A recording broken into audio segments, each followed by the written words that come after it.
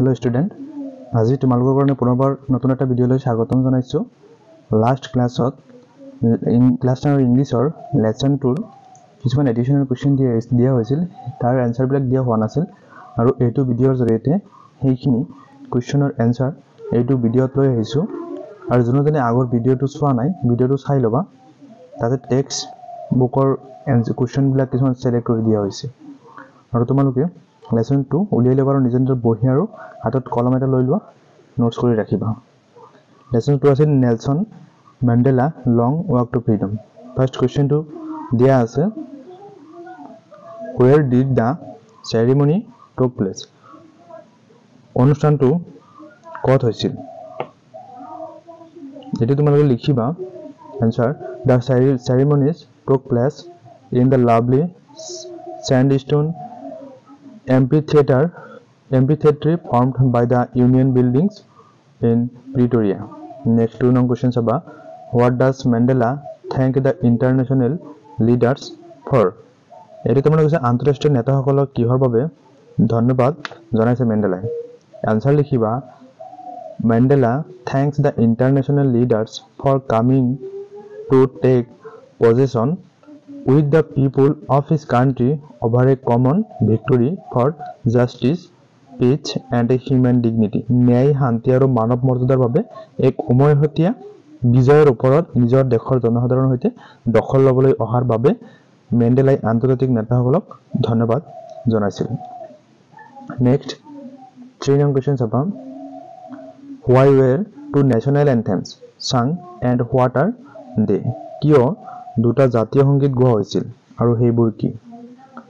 Answer লিখিবা the singing of two national songs during the inauguration ceremony of the president signifies the country unity and diversity. Jana Gana Mana represents the country's sovereignty and unity, while Bande Mataram symbolizes the people's devotion and love for the country. Next 4 number questions about what does courage means to Mandela? Mandela babe haokor ortho ki? Answer likhiba for Mandela courage does not mean the absence of fear but a victory over fear. According to him, brave men need not be fearless but should be able to conquer fear.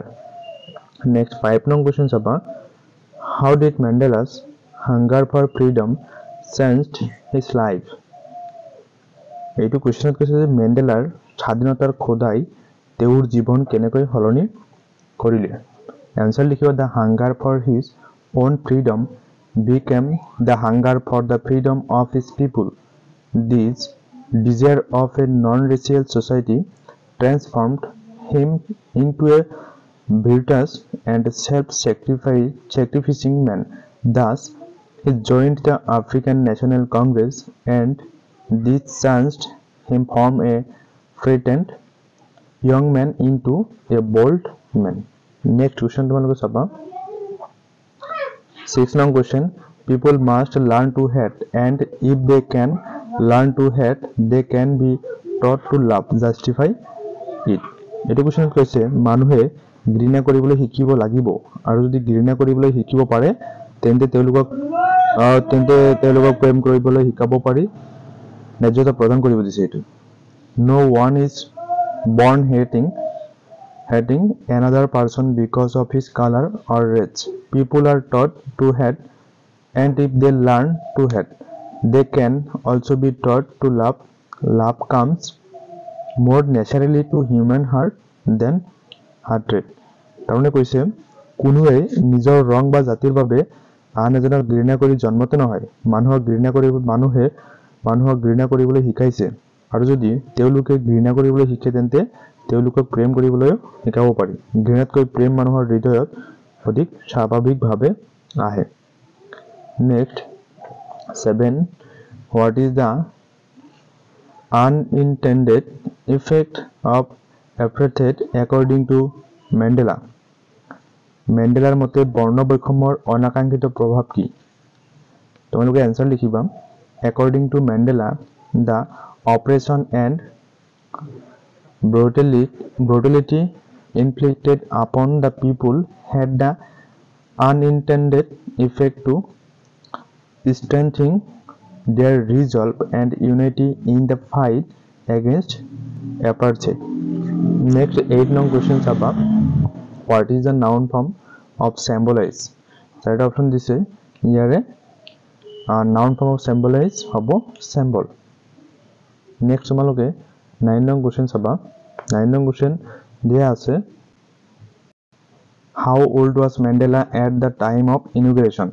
Mandela yearned for basic and honorable freedom.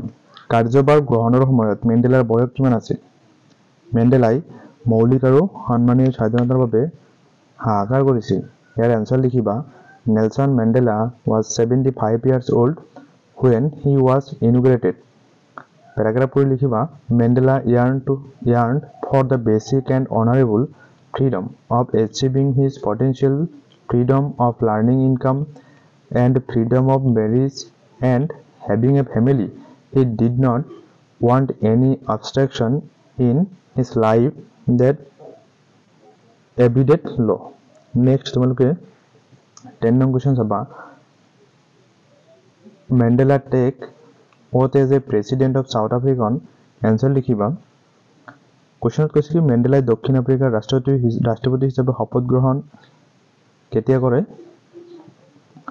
এটো চাবা answer Nelson Mandela took the oath as the president of South Africa on May 10, 1994.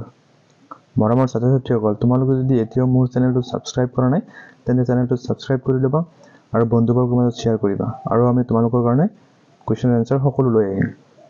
Thank you, Light of Education. Thank you for watching the video.